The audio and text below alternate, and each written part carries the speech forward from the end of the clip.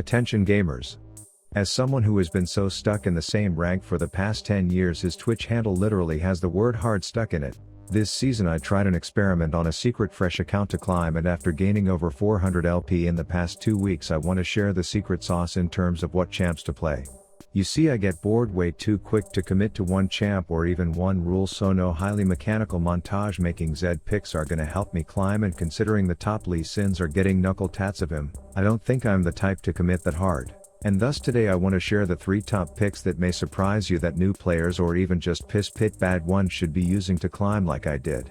But no matter what role or rank you are, the best character to try is Luoka, the newest addition to Honkai Star Rail. It's pronounced Honkai, not hentai.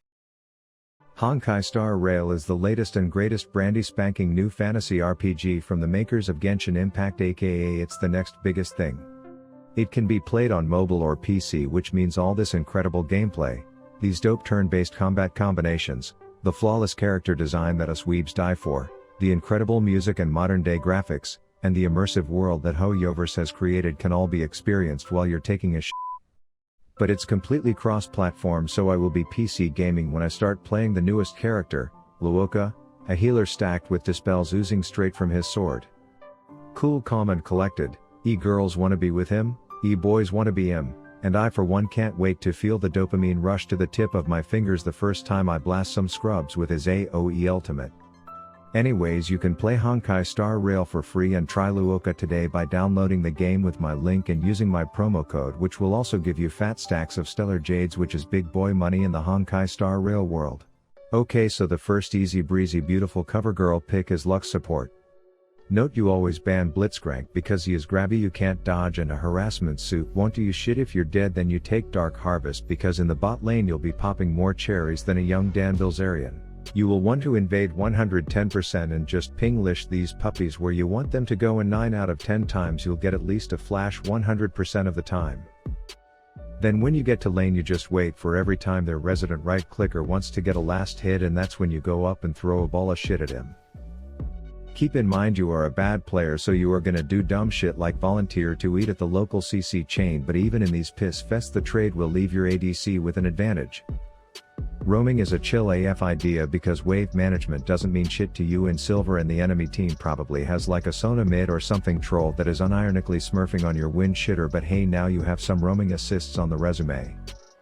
The ADCs in the game will be playing who can miss position worse, and spoiler alert, yours is undefeated in this one, but you'll have the tools to overextend like a ripped rubber band and send the counting Dracula back to base.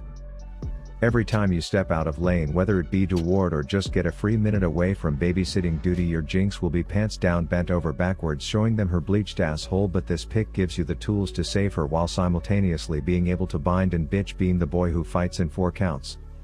Objectives may be good for you, but kills are like candy and you are just one low elo pre-diabetic fat little fuck, so of course you will go and spend all your cooldowns just to not kill their support right as their enemy jungler is coming in.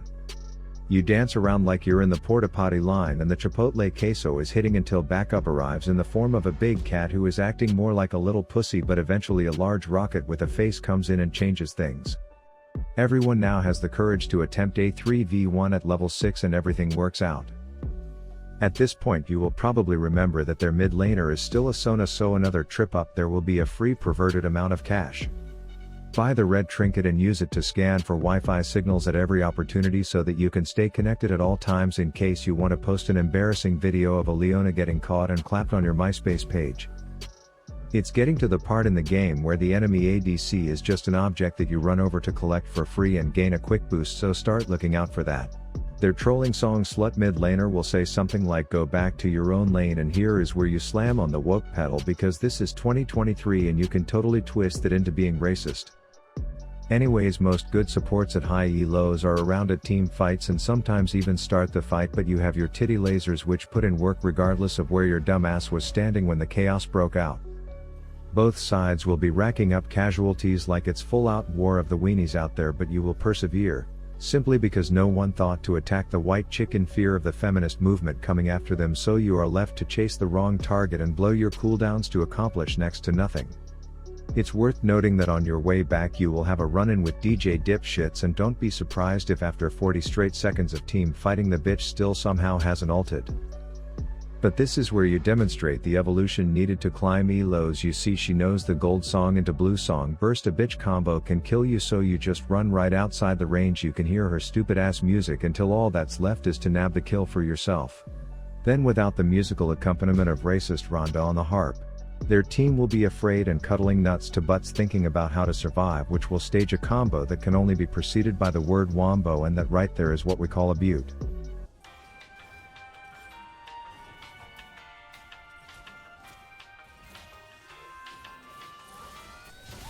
Take that, you racist. Anyways, they will now be circle jerking each other in a bush, completely oblivious to the fact that we can see them, which will erase at least one quickly. Then a turf war will break out. Everyone will be throwing shit at each other. There will be less coordination than a drunk pug trying to hump a stuffed animal, until it's just that mute mommy left. And last I checked, lasers do more damage than sound waves, so she pisses off.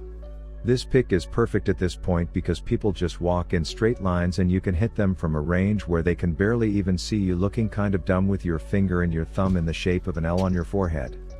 This is silver, so the seemingly trolling Sona mid pick will somehow be their most dangerous player, so avoid the harping hoe at all costs. Just do damage from downtown Disney World and enjoy your brain dead LP on Dark Harvest support Lux. Staying in the bot lane but moving to the ADC role, the next pick is Tiny Dumbledore.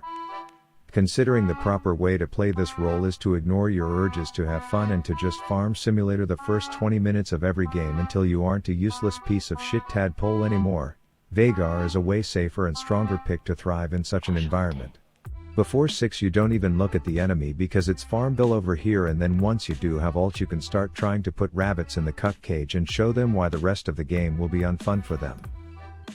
It's worth noting, if you want to leave your lane instead of properly pushing the wave under tower, that's all cool as long as you can steal the shit out of the kill mid to get your AP stacks. Then when no objective is on the map in Dragon Pit for another week, a big fight over nothing will break out, aka where you were born to be with all these other silver shitters, so you make sure a sky nuke is waiting to wake up Golden Leona.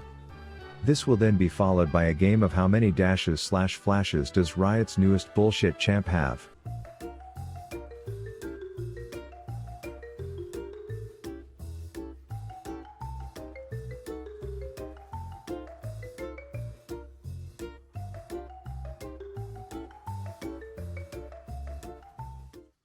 Running mid has seemed to accumulate an army like I'm playing Snake or something, and now we have a much longer line returning bot, so Kwame gets the seat belt initially, and then Leona learns that 5 players being bot lane for whatever fucking reason at this point in the game is not great for her. It's worth noting that this will eventually attract the attention of some broken bullshit champ who as a 17-minute ADC wouldn't stand an ant's chance on Mars of killing, but as a one-item mini magic Mike you can nuke that shitter. At this point in the game, anytime you see a feeble-minded naive shitter trying to play a real marksman in this mouth-breathing rank, you can just run at them, knowing if you get them tangled in your barbed wire you can just one combo them back to base. Then you should probably reunite with your team who is getting their anus inverted in river. You already know Big Naxax has more dashes than the sentence merry-go-round with my sister-in-law, so you just herd dog him away while you nay on the sun slut instead. And in this elo it's worth noting this will all work out because that same Cyberpunk 77 dressed shit stain won't have based yet, so you'll be able to pick up where you left off in chasing through grasses, wasting flashes and spanking asses. Unlike a standard right clicker, you will be packing more CCs than a factory defective bowl of alphabet soup, so you can root scoot and boot a bunch of shitters back to base while simultaneously having enough tank to not get spanked like your AD coworkers. Every time you get word that Optimus Prime is taking one of your teammates into the closet for 7 minutes of heaven, you will be ready with a prison sentence when he comes out. This will allow you to get objectives like Baron, but even with the big Barney Dick purple jizz buff recently acquired, your team will still be begging to pick an unfavored fight over it, so they will die, but your AoE burst will be tearing more holes into the family than an affair with the gardener. Anyone who is left chasing you will soon be the predator that turns into the prey, because that's just how this brainless pick works. Mommy Longlegs will be picking fights with your sped solo laners, but your presence as a third will in any situation is enough to make at least one of them leave out of pure awkwardness. And so yeah, on the second pick, once you get used to doing nothing fun for the first 15 minutes of the game but farm and watch a stream on your second monitor will yield a bunch of games that end looking like this, so that's my second pick. Numero 3 is straight out of the Virgin's playbook, a ranged top laner to demonstrate how you never knew the feeling of a mother's love. You'll be such a bully in lane they'll start calling you Biff, and the only option they will have is to make like a tree, and get out of here. You don't ward because you are literally a magnet to this piss pit elo, but body slamming your W key gives you all the information you need, kinda like how this Fiora thought she was gonna have a peaceful commute back to base, but now she has to deal with both me and my mid laner who holds the world record for least damage ever done by a Katarina. But repaying favors and putting others' needs above your own is how us nice guys finish last on the ranked ladders, so you head down mid only to have a run-in with Chuckles, the annoying shitbag. You tell him, hey, I ordered you to come to the post-game celebration as a cheap act, but I don't want to see your dumb smug balloon animal blowing uneducated ass here now, so he scurries off, but the dumb shit can't even clear a wall properly, so he gets fired at the scene. That said, I haven't even gotten to the part where this pick becomes perfect for the low IQ inbred gamers out there. You see, up till now you've been slurping on that solo lane XP like it's the fattest tit you've ever suckled, so now your sole mission in life is to remind these bot laners of such a level gap. They will keep thinking surely he needs to go keep his own way from getting pushed in like a button on a broken vending machine, but you treat this lane like you are paying rent to it and live there. You have enough movement speed to call in absent to team fights and still get there in time to get scraps on that unemployed clown that isn't supposed to be here anymore anyway. Sure, Fiora will have been enjoying the amenities that come from having an all-you-can-eat blue robe baby buffet up top all to herself, but since you've been Ted Bundying the entire rift, they have time to help clean up this little mess with you. It's also important to remember that no one in this elo is going to carry you. You have to carry yourself, which is why every kill needs to be yours. That way when you have a run-in with any Tom Dick or David Blaine fanboy on the street, no amount of shitty sleight of hand card picking magic is gonna keep that homie breathing after 5 seconds in the ring with you. The enemies will be getting picked more than a snotty flu-ridden nose, with you being the stubby grubby kindergartner finger doing it.